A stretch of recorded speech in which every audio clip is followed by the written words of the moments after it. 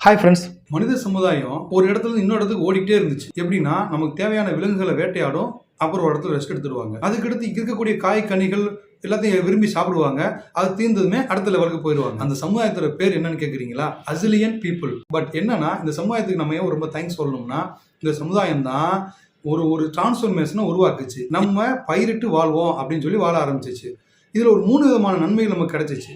என்ன அப்படின்னா, ஃபர்ஸ்ட் நன்மை என்னன்னா, இவங்க தான் முதலாக சில்க் பயன்படுத்த ஆரம்பிச்சாங்க. அதாவது ஆடை ஒரு மனிதன் எப்பயுமே அணிஞ்சிருந்தான்.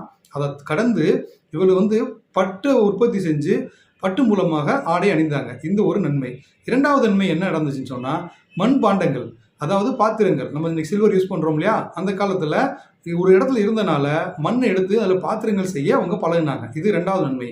3வது ஒரு நன்மை இருக்கு. அது என்னன்னா, கற்களை கொண்டு வேட்டையாடி விலங்கு எரிஞ்சு பழகினவங்க அந்த கற்களை அழகு பொருளாக பயன்படுத்த ஆரம்பிச்சாங்க. நன்றி.